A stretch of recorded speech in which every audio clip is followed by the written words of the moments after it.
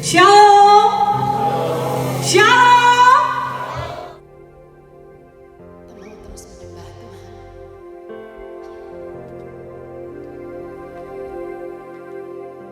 Tuhan Yesus, kami bersyukur Tuhan karena Engkau adalah penyedia dari segala kebutuhan yang kami butuhkan. Di dalam Engkau kami menemukan damai yang sejati. Apapun tantangan yang kami hadapi saat-saat ini Tuhan, Engkau adalah jawabannya ya Bapa. Ya Jehovah Jireh, ya Jehovah Nisi, Jehovah Shalom. And it is because of who you are.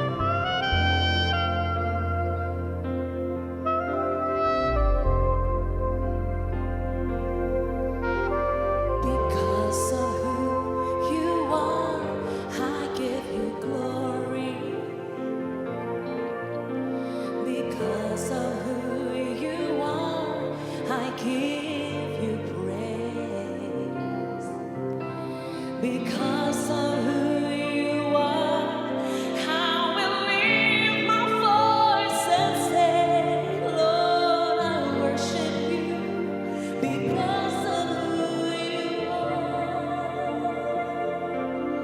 Lord, I worship you. Because of who you are. Mari jemaat Tuhan katakan. Because of who you are, I give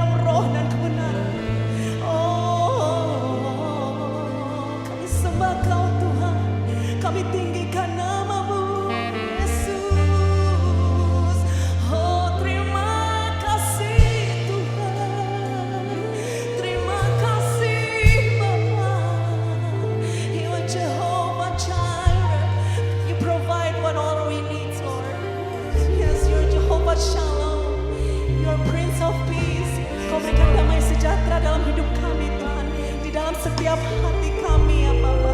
Terlepas dari apapun yang sedang terjadi saat-saat ini Tuhan, Engkau tetap sumber sukacita kami Tuhan. Engkau tetap sumber damai sejahtera kami Tuhan. Terima kasih Tuhan, kami tidak akan menyerah karena Engkau Tuhan yang berjalan bersama kami. Karena Tuhan yang tidak pernah meninggalkan kami sedikit pun. Engkau Tuhan yang setia.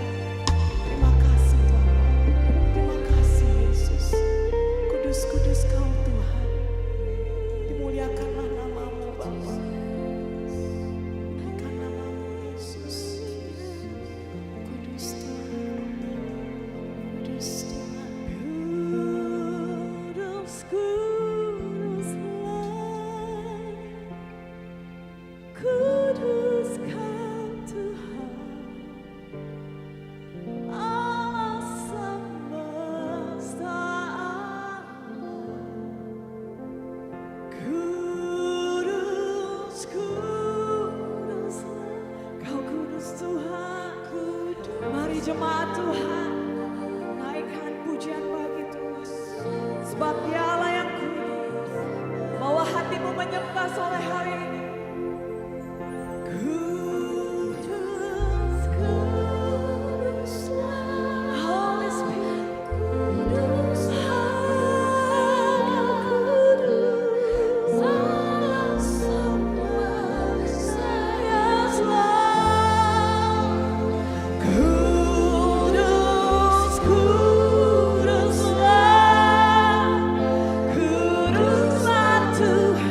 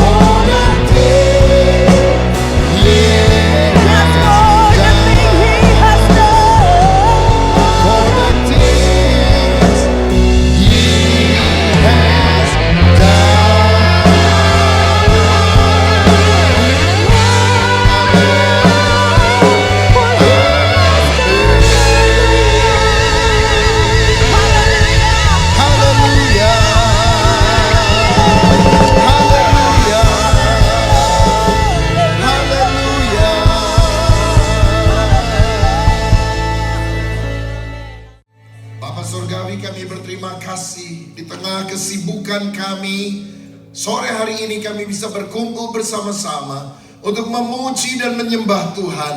Dan kami percaya Engkau hadir di tengah pujian penyembahan yang dilakukan dengan hati yang tulus di hadapan Tuhan.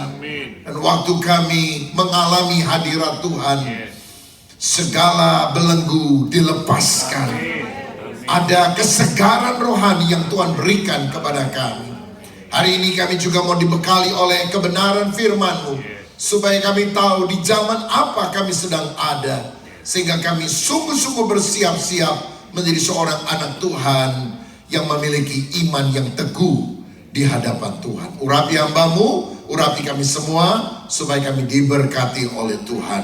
Demi nama Yesus kami berdoa dan mengucap syukur. Dan semua orang yang percaya berkata amin. Berikan tepuk tangan yang meriah untuk Tuhan Yesus Kristus. Silakan duduk, Tuhan memberkati.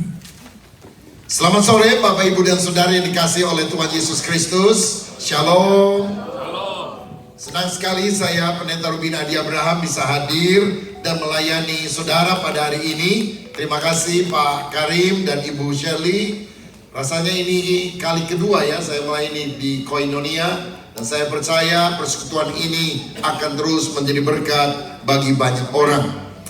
Baik, hari ini saya menyampaikan khotbah pengajaran dengan judul Tanda Terkini Bahwa Kedatangan Kristus Makin Dekat. Kita akan baca Wahyu 22 ayat yang ke-12 yang berkata demikian. Sesungguhnya aku datang segera dan aku membawa upahku untuk membalaskan setiap orang menurut perbuatannya. Amin. Yesus berkata, aku datang segera dan aku akan membalas setiap orang menurut perbuatan. Kita sedang hidup pada bagian yang terakhir dari akhir zaman. Kita yakin tidak lama lagi Tuhan Yesus akan segera datang kembali. Di dunia ini ada kumpulan para ilmuwan yang disebut sebagai atomic scientists. Dan mereka adalah orang dari waktu ke waktu menetapkan jam kiamat atau doomsday clock untuk menunjukkan seberapa dekat dunia dengan kehancuran karena berbagai faktor, misalnya perang nuklir, perubahan iklim, dan ancaman global lainnya. Dan tahukah saudara, tahun 2025 ini mereka mengatakan bahwa dunia tinggal 89 detik menuju tengah malam.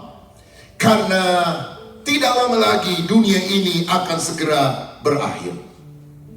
Saudara-saudara, hari ini saya akan menunjukkan ada 5 tanda terkini bahwa kedatangan Tuhan sudah semakin dekat dan kita harus berjaga-jaga. Yang pertama, kedatangan Tuhan akan makin dekat kalau saudara melihat perang yang melibatkan Israel dan Rusia. Nah, kalau kita baca di dalam Matius pasal yang ke-24 ayat 6-7 dikatakan, kamu akan mendengar deru perang atau kabar-kabar tentang perang. Namun berawas-awaslah, janganlah kamu gelisah, sebab semuanya itu harus terjadi, tetapi itu belum kesudahannya. Sebab bangsa akan bangkit melawan bangsa, dan kerajaan melawan kerajaan. Akan ada kelaparan dan gempa bumi di berbagai tempat. Alkitab menubuatkan bahwa peperangan yang terjadi di akhir zaman merupakan salah satu pertanda bahwa kedatangan Tuhan semakin singkat. Nah, saya percaya bahwa jam penunjuk sejarah bahwa kedatangan Tuhan sudah makin dekat adalah kalau Israel terlibat di dalam konflik. Beberapa tahun yang lampau ada perang antara Ukraina dan Rusia. Dan seorang bertanya kepada saya, apakah ini adalah tanda zaman? Saya bilang secara umum peperangan adalah tanda zaman.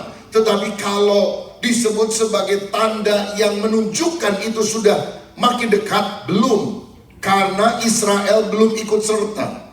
Tapi hanya dalam waktu beberapa bulan kemudian, Israel terlibat di dalam kancah peperangan, perang melawan Iran, dan sekarang Israel melakukan serangan untuk memberantas Hamas dan dia menyerang 6 negara lain yang ada di Timur Tengah. Saudara-saudara, Alkitab menubuatkan Apa yang dilakukan Israel hari-hari ini akan membawa sebuah negara besar yang Alkitab menunjukkan sebagai Gog di tanah Magog, yang berasal dari utara sekali, akan datang menyerang Israel. Kalau kita baca dalam Yeskiel 38 ayat yang kedua, misalnya dikatakan, "Hai anak manusia, tujukanlah mukamu kepada Gog di tanah Magog, yaitu Raja Agung." Raja Agung di dalam bahasa Ibrani berasal dari kata Ros, dan itu mengacu kepada Rus atau Rusia. Negeri Meseh dan Tubal, dan bernubuatlah melawan dia. Jadi akan ada kerajaan yang menyerang Israel dan disebut sebagai Gog, Magog. Lalu ditunjukkan ada negara-negara lain yang juga akan bersama dengan dia. Dikatakan Magog, Meseh, Tubal. Ini adalah negara bekas Uni Soviet, misalnya Kazakhstan, Uzbekistan, Azerbaijan, dan sebagainya.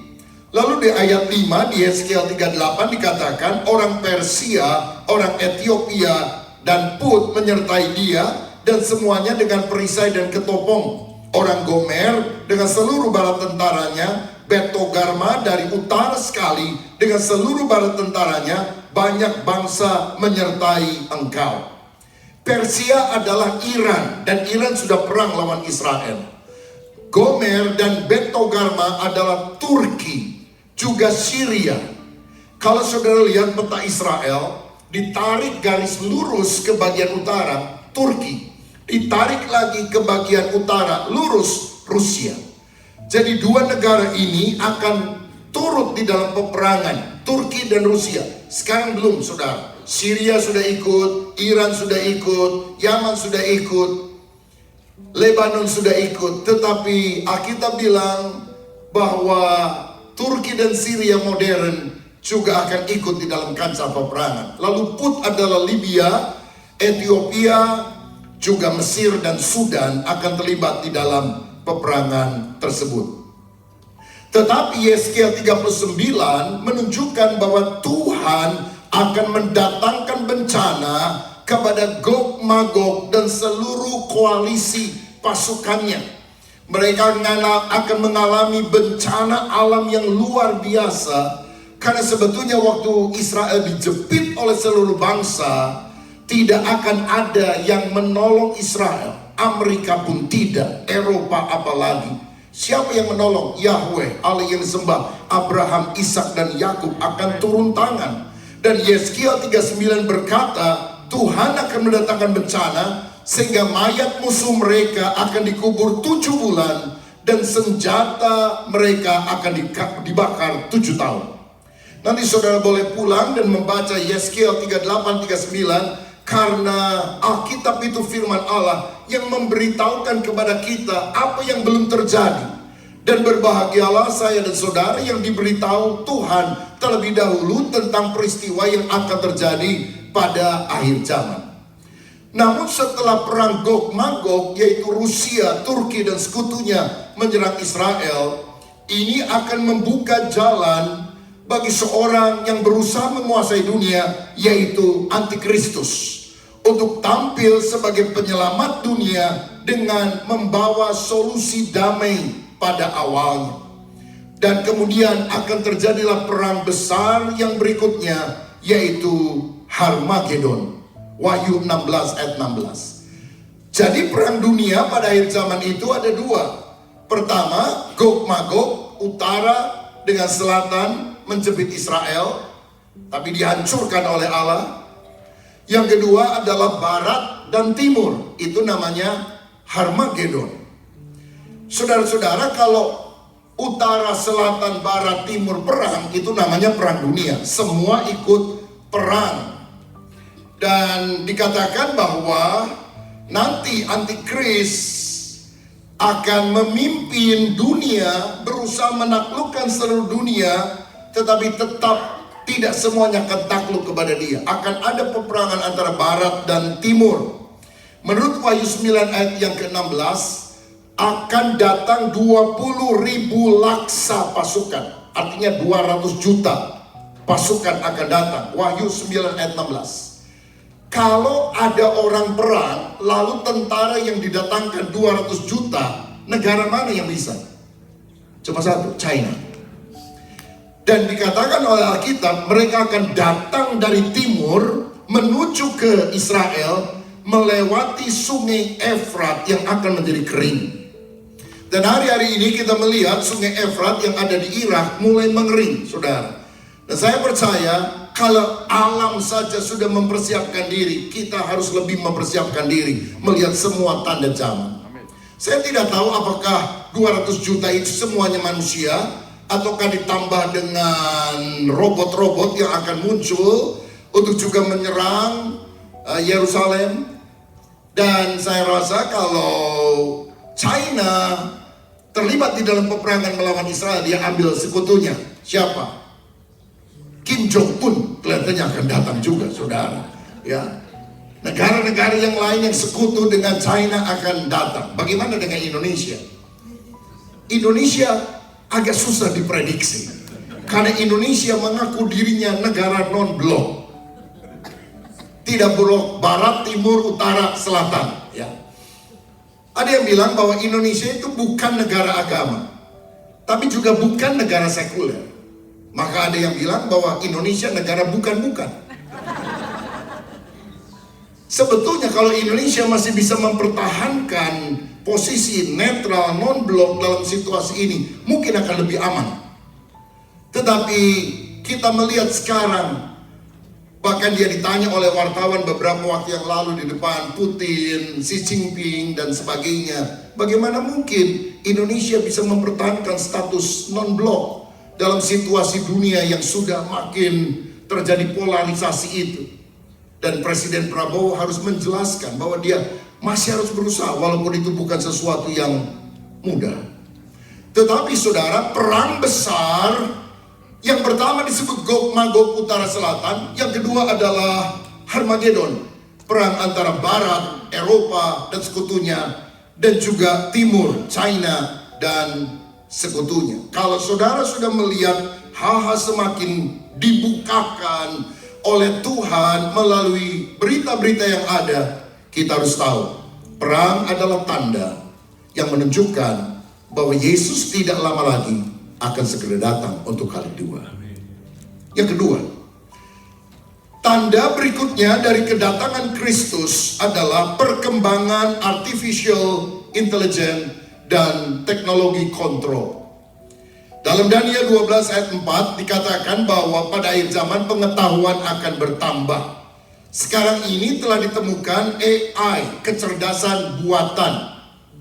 Saudara, apa yang ada di tangan kita, handheld ini, seringkali disebut smartphone. Kita bisa tanya apa saja ke Google, sekarang ke Gemini misalnya, melalui ChatGPT, dan dia bisa jawab apa saja. Dan baru saja Mark Zuckerberg dari Meta telah melaunching sebuah produk, orang nanti nggak usah pegang lagi HP, karena semuanya akan berupa kacamata.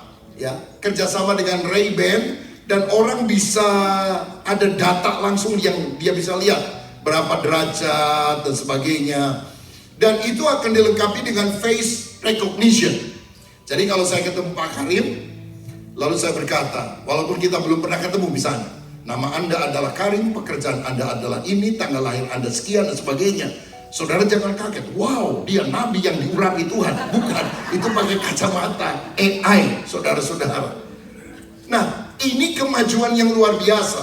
Saya hari-hari ini sedang mengajar setiap hari Kamis melalui sebuah platform namanya iBlooming. Saya bisa ngomong dalam bahasa Indonesia, tapi waktu pakai AI itu suara saya, persis suara saya, dirubah bicara dalam bahasa Inggris, bicara dalam bahasa Jepang, bisa bicara dalam bahasa Vietnam, bisa bicara dalam bahasa Khmer, bisa bicara dalam bahasa apa saja yang kita inginkan melalui AI. Sehingga sekarang saya mengajar murid-murid saya berasal dari mancanegara. Walaupun saya nggak bisa bahasa Kanton, tetapi Orang mereka mengerti. Kalau mereka tanya di dalam bahasa Kanton, saya bisa mendengarnya di dalam bahasa Indonesia dan saya bisa memberikan jawaban. Saya jadi ingat saudara, waktu Roh Kudus dicurahkan, itu semua bangsa-bangsa mengerti. Sekarang ada artificial intelligence, kecerdasan buatan. Dan kecanggihan ini akan menunjukkan bahwa kemajuan teknologi itu sebagai tanda bahwa kedatangan Tuhan sudah makin dekat. Misalnya di Amerika, tadi saya diantar oleh seorang rekan pakai mobil Tesla. Dan kita tahu bahwa Tesla sudah menggunakan AI, tanpa supir mobilnya bisa jalan terus karena autopilot. Kemudian kita juga mendengar bahwa Amazon misalnya bisa mengirim barang-barang tidak perlu pakai kurir tapi pakai drone. Ya, saudara beli pecel lele datang dengan drone. Nggak tahu datangnya dari mana karena agak susah cari pecel lele di Amerika mungkin ya. Dan kita tahu bahwa Israel beberapa waktu terakhir ini telah menggunakan drone untuk melakukan penyerangan ke Gaza, penyerangan ke Qatar, penyerangan ke Yaman. Nggak ada orangnya, tapi dia kirimkan secara presisi, secara tepat sekali, saudara-saudara. Lalu kemudian ada yang disebut Optimus, yaitu AI robot cerdas yang bisa membantu manusia. Ibu-ibu yang suka capek bersihkan rumah, beli saja robotnya. Nanti dia bantu-bantu bersihkan rumah, bantu-bantu mungkin dadar telur, begitu saudara. Tetapi ini bisa sangat mengerikan karena robot itu sekarang digunakan menjadi prajurit di dalam peperangan. Indonesia beberapa minggu yang lalu menggelar sebuah demo tentang kecanggihan alat yang ada, dan saya melihat dalam pertemuan tersebut TNI, Tentara Nasional Indonesia, menunjukkan robot-robot yang sudah digunakan di dalam peperangan. Nah, saudara perlu tahu bahwa ini akan segera cepat menyebar. Beberapa tahun yang lalu ada film Terminator, Arnold Schwarzenegger menjadi bintangnya. Dan waktu itu kita rasa ini cuma fiction. Gak mungkin lah ada robot setengah manusia, bisa nembak-nembak, ditembak juga gak mati dan sebagainya.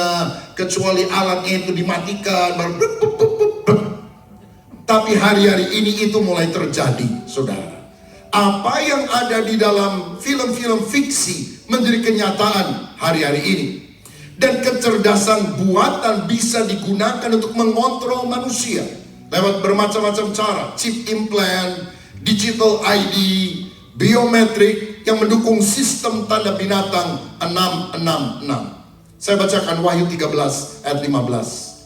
Dan kepadanya diberikan kuasa untuk memberikan nyawa kepada patung binatang itu, sehingga patung binatang itu berbicara juga dan bertindak begitu rupa, sehingga semua orang yang tidak menyembah patung binatang itu dibunuh.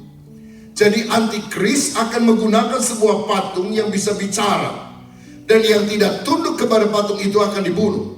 Apakah ini bicara soal adanya patung robot dengan kemampuan AI yang dibuat oleh antikristus untuk menyeleksi mana orang-orang yang mau taat kepada antikristus atau tidak? Kita tunggu tanggal mainnya.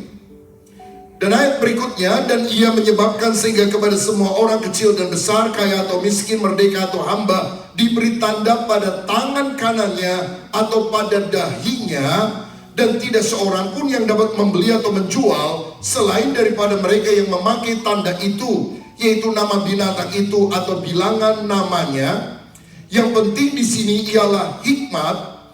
Barang siapa yang bijaksana, hendaklah ia menghitung bilangan binatang itu, karena bilangan itu adalah bilangan seorang manusia, dan bilangannya ialah 666. 666 adalah tanda si antikristus. Nah, ada dua penafsiran secara teologis. Ada yang berkata penafsiran rohaniah. Ini adalah roh yang akan menguasai manusia, yaitu roh Mamon. Karena 666 itu mengacu pada materialisme yang menyebabkan banyak orang menyimpang dari kebenaran. Karena akar segala kejahatan adalah cinta uang. Itu ada di pikiran mereka, itu ada di perbuatan tangan mereka. Tapi ada juga yang menafsirkan secara hurufiah bahwa ini akan berkaitan dengan chip implant yang akan dimasukkan di dalam tubuh manusia atau AI yang akan ditanam. Sehingga kelak orang tidak perlu menggunakan handphone, smartphone. Sekarang sudah ada kacamatanya. Dan nanti kalau sudah dimasukkan ke sini, orang kalau mau buka data apapun, dia tinggal gerakan tangannya dan dia akan lihat seperti screen di udara dan dia bisa lihat data-data di sana. Dan tampaknya teknologi ini sudah semakin dekat akan kita gunakan. Dan kalau kita selama ini sangat tergantung kepada internet, maka akan sangat sulit sekali untuk melepaskan hal itu. Dan saudara tahu sekarang pesawat udara, pembayaran kasir di toko, di bank dan semuanya pakai internet. Coba kalau internet mati satu hari saja, chaos terjadi. Penerbangan tidak bisa berlangsung. Bank semuanya tutup. Dan semuanya ini akan dikendalikan oleh kelompok elit yang mengarahkan semuanya. Kita tahu ada seorang kaya di Amerika namanya Elon Musk yang sudah menciptakan Neuralink, yaitu penanaman chip di otak untuk pengendalian pikiran. Sudah dicobakan kan, orang main catur, dia nggak usah gerakan tangannya, dia hanya mikir, bidaknya maju 2 langkah, tek. Waktu dia pikir, itu pionnya maju, itu kudanya maju. Dan ini akan digunakan lebih canggih lagi, karena semuanya ada di dalam pikiran kita dan digerakkan oleh sesuatu teknologi AI yang dikenal dengan nama Neuralink. Dia juga menciptakan apa yang namanya Starlink, yang membuat sistem komunikasi global.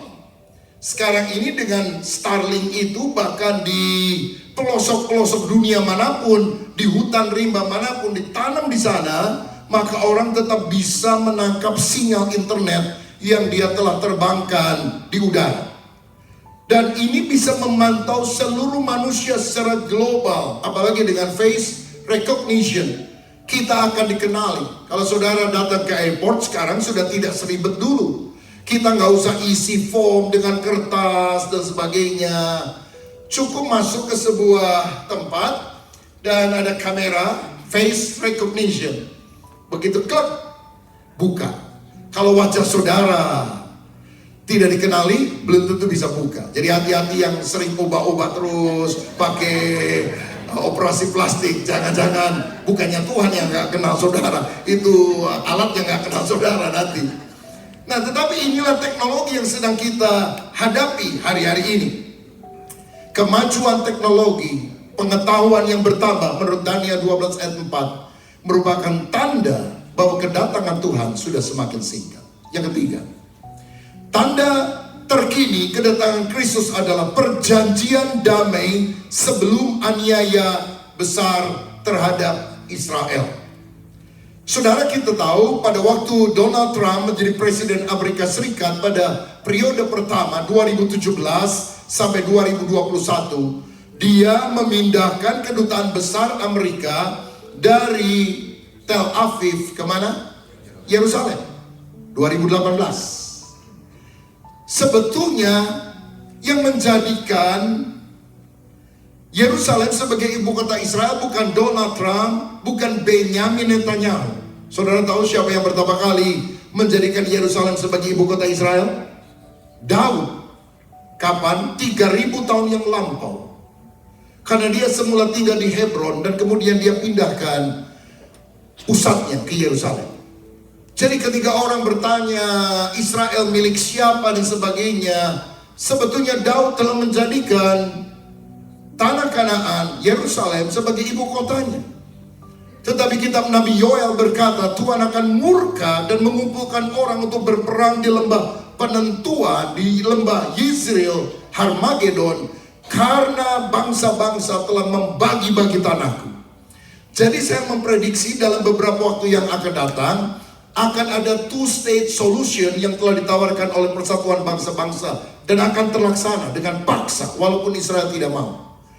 Dan karena masalah itu Alkitab bilang Tuhan akan murka kepada bangsa-bangsa yang membagi-bagi tanahku. Karena menurut Alkitab tanah Kanaan adalah tanah yang diberikan oleh Allah kepada Abraham dan keturunannya. Jadi apa yang dibuatkan oleh Alkitab makin hari makin jelas. Kita bisa lihat bahkan pada masa di mana kita hidup ini. Saudara-saudara, pada periode pertama pemerintahan Trump, maka dia membuat perjanjian damai bagi banyak bangsa dengan nama Abraham Accord. Perjanjian damai antara Israel, Amerika Serikat, Uni Emirat Arab, lalu Bahrain, Sudan, dan Maroko. Disebut sebagai perjanjian Abraham Accord. Karena apa? Karena dia berkata bahwa Abraham itu kan bapa leluhur dari 3 agama besar. Yahudi, Yudaisme, Islam, dan juga Kristen. Sehingga ayo jangan ribut-ribut. Saya percaya perjanjian damai adalah sesuatu yang baik. Daripada perang mending damai kan. Dan arsitek daripada perdamaian yang sangat giat mengusahakan adalah Jared Kushner, seorang Yahudi yang sekarang adalah menantu daripada Donald Trump, suami dari Ivanka Trump. Dia sangat berperan pada waktu itu. Sayang, pada periode pertama Donald Trump tidak bisa melanjutkan pemerintahnya karena dia dikalahkan oleh Joe Biden. Dan sekarang ini saudara sekalian, dia melakukan kepemimpinan pada periode yang kedua, 2025 sampai 2029. Dan saya merasa bahwa Abraham Accord ini akan dilanjutkan kembali, perjanjian damai dengan banyak bangsa-bangsa yang lain. Nah sekali lagi, perjanjian damai adalah sesuatu yang baik. Tapi sudah perlu tahu, ada nubuatan dalam Daniel 9 ayat 27 tentang perjanjian antara Israel dengan seorang raja. Saya bacakan ayat yang bunyinya begini. Raja itu akan membuat perjanjian itu menjadi berat bagi banyak orang selama 1 kali 7 masa, 7 tahun. Pada pertengahan 7 masa itu, 3,5 tahun, dia akan menghentikan korban sembelihan dan korban santapan, dan di atas sayap kekejian akan datang yang membinasakan sampai pemusnahan yang telah ditetapkan menimpa yang membinasakan itu.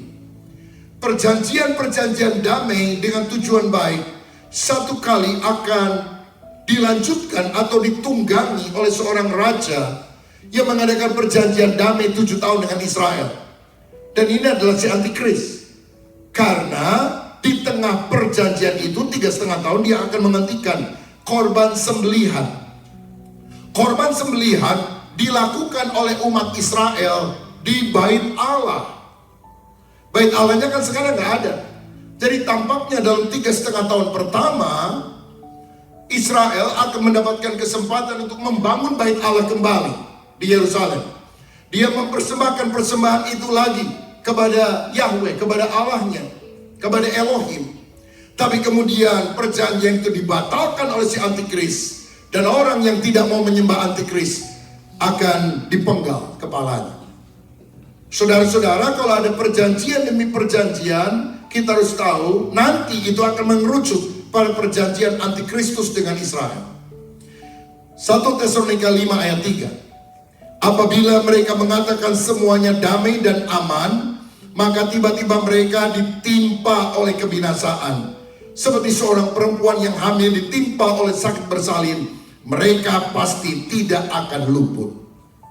Jadi apakah peperangan ini makin hari akan makin besar? Saya mau bilang, ya, tetapi ada jeda, ada pause. Apabila mereka mengatakan semuanya damai dan aman, tiba-tiba mereka ditimpa oleh kebinasaan. Jadi akan ada masa singkat di mana damai itu bisa dialami. Tetapi setelah itu tiba-tiba kebinasaan akan menimpa. Beberapa orang tanya, apakah aman hari-hari ini kalau kita ziarah ke Israel? Ya, aman-aman saja. Kalau saudara percaya kepada Yesus, dibom di sana kan mati masuk surga, begitu saudara. Saya percaya nggak ada yang bisa jamin. Kalau mau mati di mana aja bisa, saudara. Tapi akan ada, kata Alkitab, satu senjang masa, jeda waktu tertentu, di mana kelihatannya peperangan itu akan berhenti pada waktu perjanjian damai dilakukan oleh Israel, tapi kemudian akan diingkari oleh si antikristus. Sehingga kita harus sadar, apapun usaha yang dilakukan manusia tidak mungkin bisa, kecuali Yesus sang Raja Damai itu datang dan memberikan solusi yang terbaik bagi dunia. Ada orang tanya, apakah ada kemungkinan Palestina dan Israel berdamai? Kalau saya baca Alkitab, ada kemungkinannya. Yaitu ketika Yesus menjadi raja di Palestina. Waktu dia datang dari sorga dan turun di Yerusalem, di Bukit Zaitun, dia menjadi raja di Kanaan yang sekarang kadang disebut sebagai Palestina. Baru ada kerajaan 1000 tahun damai di muka bumi ini. Manusia tidak mungkin bisa mengusahakan. Yang keempat sekarang, apa tanda terkini kedatangan Kristus? Perkembangan sistem keuangan digital dan tanda 666. Wahyu pasal 13 tadi berkata bahwa orang tidak akan bisa membeli atau menjual jika tidak menggunakan tanda 666 ini. Saudara tahu perkembangan central bank digital currency, di mana pembayaran digital mata uang itu makin digunakan, ya. Seringkali orang sudah tidak menggunakan uang cash pada hari-hari ini, dan ada satu jenis kripto yang berusaha menyatukan tanpa lagi ada pertukaran kurs dan sebagainya, karena jenis mata uang digital ini bisa diterima secara global di dunia. Dan tampaknya ini akan mengarah pada sistem ekonomi global yang akan dikendalikan segelintir oleh elit politik. Hari-hari ini perang teknologi, perang dalam bidang finance sedang terjadi di mana-mana. Saudara tahu Presiden Donald Trump memberlakukan tarif ke berbagai negara ke seluruh dunia, dan ini menimbulkan kehebohan besar di mana-mana. Perang teknologi juga sedang berlangsung. ChatGPT, OpenAI adalah teknologi artificial intelligence. Tapi China nggak mau kalah. Mereka meluncurkan DeepSeek yang jauh lebih murah, bahkan gratis. Kenapa? Karena yang akan diambil data, saudara. Semua orang yang memasukkan kan harus memasukkan data dirinya. Dan siapa yang menguasai informasi, menguasai data, akan menguasai seluruh dunia. Makanya Harmagedon itu adalah perang barat lawan timur. Karena timur nggak akan pernah mau kalah dengan barat. Saudara-saudara, jadi ada peperangan teknologi yang hari-hari ini juga sedang terjadi. Perang mata uang sedang terjadi. Saudara mungkin mendengar BRICS. BRICS adalah jenis mata uang baru yang akan diluncurkan dan dipelopori oleh beberapa negara utama ini. Brazil, Rusia, India, China, dan South Africa. Ini adalah kelompok yang tidak mau tergantung nilai tukarnya dengan dolar Amerika Serikat. Dan BRICS tampaknya bila berhasil akan menjadi saingan dari US dollar. Indonesia masuk BRICS. Makanya kemarin waktu ada pertemuan di China, Vladimir Putin, Xi Jinping, Prabowo itu jejer, saudara. Dan yang paling kesel karena nggak diundang Donald Trump, saudara. Nah, kita harus melihat peta dunia kemana arah pergeseran sedang terjadi. Dan mereka yang kumpul itu adalah orang-orang yang mendukung BRICS ini, karena mereka tidak mau didominasi oleh Amerika Serikat. Saudara, saya percaya bahwa ini juga akan menjadi sumber konflik yang lebih besar untuk hari-hari yang akan datang. Yang terakhir, yang kelima, apa tanda terkini kedatangan Kristus kembali? Persiapan pembangunan Bait Allah dan munculnya lembu merah. Saudara perlu tahu bahwa Bait Allah di Yerusalem itu pertama kali didirikan oleh Salomo, anak daripada Daud. Tapi kemudian Bait Allah di Yerusalem dihancurkan oleh kerajaan Babel yang dipimpin oleh Raja Nebukadnezar tahun 586 sebelum Masehi. Kemudian Israel ditawan 70 tahun ke Babilonia. Babel itu Irak pada masa kini. Nah, setelah mereka ditawan 70 tahun, mereka kembali lagi ke Yerusalem dan membangun bait Allah kedua pada zaman pemerintahan atau pada zaman di mana Zerubabel memimpin umat Israel kembali ke Israel. Mereka membangun bait Allah kedua. Karena yang pertama, buatan Salomo yang bagus sudah dihancurkan. Tapi yang kedua ini kecil, sederhana. Dan di kemudian hari diperluas oleh seorang raja yang bernama Herodes. Herodes yang pernah berusaha membunuh Yesus. Herodes menggunakan uang yang sangat banyak untuk memperluas bait Allah. Kenapa? Alasan politik. Karena dia itu bukan orang Yahudi asli, dia orang Edom. Dan dia tidak disukai oleh orang-orang Israel. Bukan hanya karena karakternya yang tidak baik, tetapi karena dia bukan orang Yahudi asli. Dan untuk menarik simpati, maka dia membangunkan kembali bait Allah yang sangat besar dan mewah. Saudara-saudara, tetapi tahun 70 Masehi, Jenderal Titus dari Roma menyerang dan menghancurkan kota Yerusalem. Bahkan menghancurkan bait Allah kedua, Second Temple, yang dibuat oleh Zerubabel, yang diperbesar oleh Herodes. Karena sejak itu orang Israel diaspora tersebar ke seluruh dunia. Lalu apa yang dimiliki oleh umat di Israel dari sisa bait Allah yang kedua yang dibangun oleh Herodes? The Wailing Wall, tembok ratapan. Makanya orang kalau ke Yerusalem seringkali doa di tembok ratapan dan memasukkan surat doanya di sana. Ini bukan tembok bait Allah. Ini adalah tembok luar dari bait Allah. Bait Allahnya di tengah, sudah dihancurkan. Tembok luarnya itu adalah the Wailing Wall, tembok ratapan. Israel memperolehnya dalam perang 6 hari melawan Jordania, Raja Hussein. Israel itu punya Perdana Menteri wanita dulu namanya Golda Meir. Dan juga ada panglima perang yang hebat. Padahal matanya sisa satu, ya, pakai tutup mata, namanya seperti bajak laut. Saudara tahu nama orang ini? Moshe Dayan. Nah, katanya dulu Moshe Dayan pernah ngomong gini sama Raja Hussein. Hussein, kita jangan berantem lah. Lebih baik jalan damai. Bagaimana kalau kita bagi 2 saja tembok ratapannya? Maksudnya gimana? Kami dapat temboknya, Anda dapat ratapannya. Setuju nggak? Ya marah Raja Hussein, saudara sekalian. Maka peperangan terjadi dan akhirnya Israel yang menang dan merebut kembali tembok tersebut. Nah, jadi saya katakan tembok ini bukan tembok bait Allah langsung, ini tembok luarnya. Bagaimana dengan kondisi bait Allahnya? Sudah nggak ada, sudah hancur. Karena sekarang didirikan Masjid Kubah Batu, Dome of the Rock. Masjid Kubah warna emas. Ini menjadi situs yang tidak digunakan untuk ibadah sholat Jumat pada umumnya, karena yang digunakan yang sebelahnya, Masjid Al-Aqsa, Masjid Kubah Hitam. Tetapi orang datang ke sini untuk melihat sebagai situs sangat bersejarah.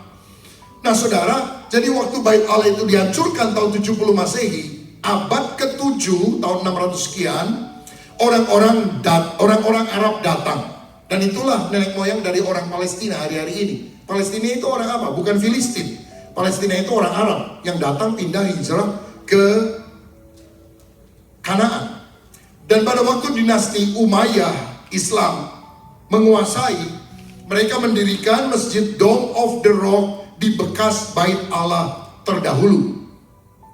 Tapi abad yang ke-20 Israel kembali ke tanah perjanjian, dan 14 Mei 1948 mereka memproklamirkan kemerdekaan. Dan mereka selalu punya visi membangun kembali bait Allah.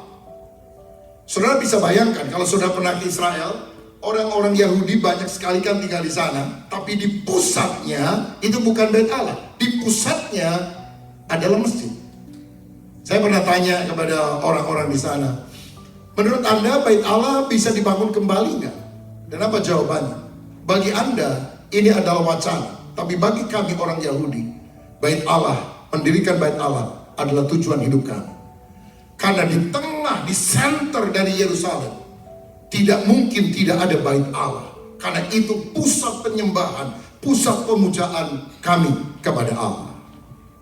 2 Tesalonika 2 ayat 3 dan 4. Janganlah kamu memberi dirimu disesatkan orang dengan cara yang bagaimanapun juga, sebab sebelum hari itu haruslah datang dahulu murtad dan haruslah dinyatakan dahulu manusia durhaka yang harus binasa. Artinya si antikris mesti muncul dulu, yaitu lawan, anti, yang meninggikan diri di atas segala yang disebut atau yang disembah sebagai Allah. Bahkan dia duduk di bait Allah dan menyatakan diri sebagai Allah.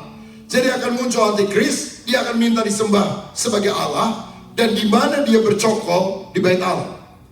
Berarti bait Allahnya mesti dibangun dulu, baru antikris bisa masuk ke bait Allah dan minta disembah sebagai Allah.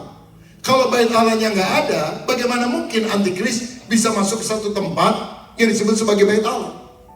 Nah, jadi dalam masa perjanjian 7 tahun damai, tampaknya bait Allah akan dibangun. Orang Israel mulai memberikan korban persembahan seperti zaman perjanjian lama. Tapi setelah itu akan ada pengingkaran antikris dan penganiayaan yang sangat luar biasa. Jadi bait Allah akan dibangun kembali. Saudara tahu ada lembaga di Yerusalem yang bernama The Temple Institute yang mempersiapkan peralatan ibadah di bait Allah, pelatihan para imam sesuai dengan hukum Taurat. Jadi semuanya udah disiapkan. Pelita emasnya sudah siap, kemudian mezbah korban bakaran, meja roti sajian, dan sebagainya sudah siap. Mereka hanya cari satu, di mana tabut perjanjian. Mereka udah siap semuanya, saudara-saudara.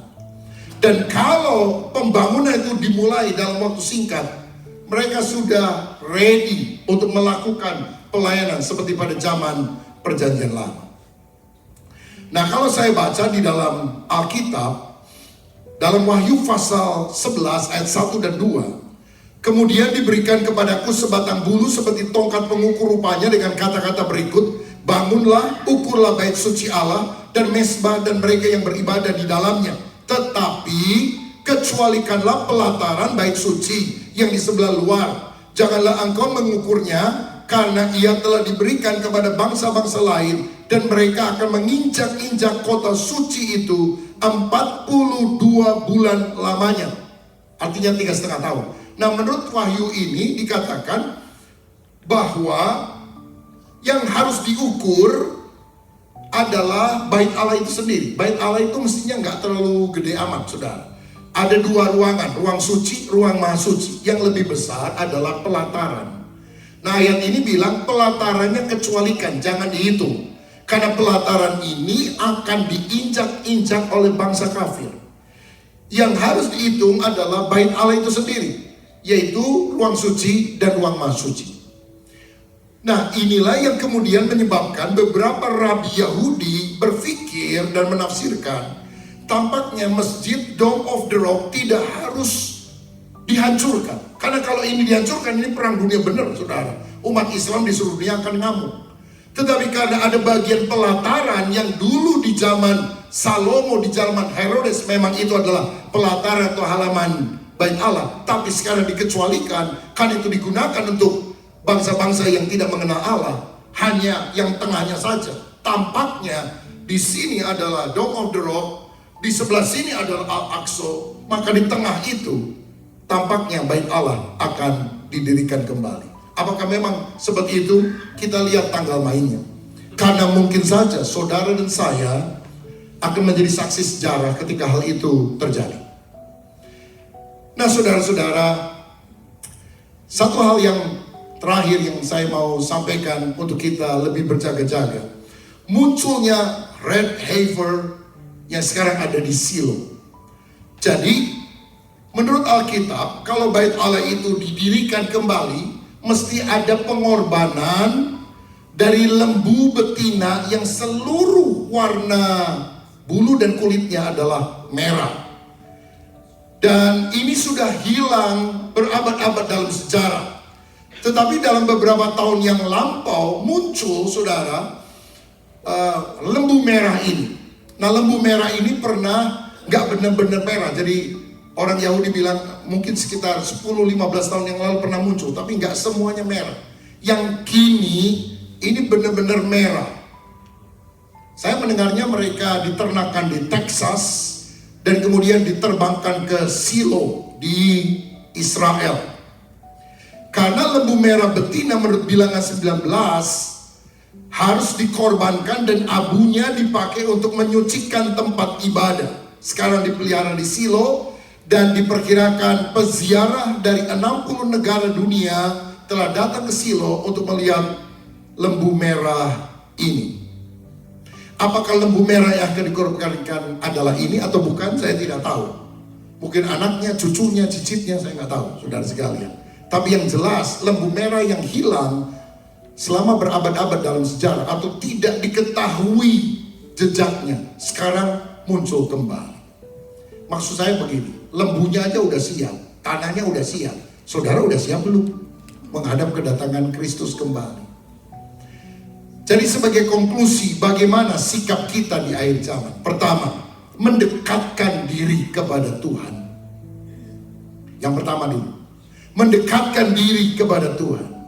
Ada lagu lama, zaman sekarang berjagalah, lihat dunia bergelora, kedengaran sini sana banyak kabar menggemparkan, berlindunglah dalam sabda Allah. Saya mau bilang, hari kedatangan Tuhan sudah semakin singkat. Kalau saudara mau bertobat, hari ini adalah hari pertobatan. Jangan tunda waktu. Engkau pikir, oh gereja masih banyak, persekutuan koinonia bulan-bulan depan juga sudah ada, masih tetap ada, pembicara sudah terjadwal. Saya mau bilang, memang Tuhan akan selalu ada, tapi saudara belum tentu selalu ada. Hari ini kita ada, besok belum tentu ada. Makanya mari kita dekatkan diri kepada Tuhan. Kalau mau bertobat, hari ini. Kalau mau sungguh-sungguh cinta Tuhan, hari ini. Kalau mau dibaptis, ambil keputusan hari ini. Kalau mau melayani, hari ini. Kalau kau mau meninggalkan dosa, hari ini. Berdoa, baca firman, siapkan diri menyambut kedatangan Kristus. Layani Tuhan, beritakan Injil, menjadi kesaksian bagi seluruh bangsa. Baru tiba kesudahan. Tuhan sedang mencari orang-orang yang akan dipakai untuk the great revival. Revival terbesar akan terjadi di atas muka bumi. Orang yang suam-suam kuku akan dimuntahkan oleh Tuhan. Jangan saudara pikir karena kita udah Kristen, datang ke gereja, ke persekutuan kita aman. Kalau namamu tidak tercatat dalam kitab kehidupan, engkau akan binasa di dalam api neraka. Tapi hari ini bertobatlah. Ketika engkau mendengar firman Tuhan, bertobatlah. Saudara yang sudah lama undur dari Tuhan, lari dari Tuhan, saya mau bilang waktunya Tuhan sudah sangat singkat. Jangan hanya urus pikiran duniawi saja, tapi dekatkan hidupmu kepada Tuhan. Cari dulu kerajaan Allah dan kebenaran. Semua yang lain akan ditambahkan. Yang kedua, mewaspadai tipu daya dunia. Jangan terlalu gampang percaya informasi dari internet dan sebagainya. Jangan terus tiap hari scrolling sosial media. Scrolling Alkitab jauh lebih bagus, saudara. Baca firman, baca firman, baca firman. Saudara scrolling terus, hatimu goyah. Engkau mengisi hatimu dengan firman Allah, engkau akan tetap kuat. Orang benar akan hidup oleh iman. Apa sih yang kita cari di dunia? Kekayaan, status yang baik, masa depan yang indah. Nanti kalau tua gak sengsara. Hidup cuma 70 tahun, 80 tahun, lalu mati, saudara. Kenapa hidup kita selalu fokus pada keadaan kini dan di sini? Pada cuma 70 tahun, 80 tahun. Mungkin beberapa di antara saudara juga udah mendekati 70 tahun atau 70 tahun lebih.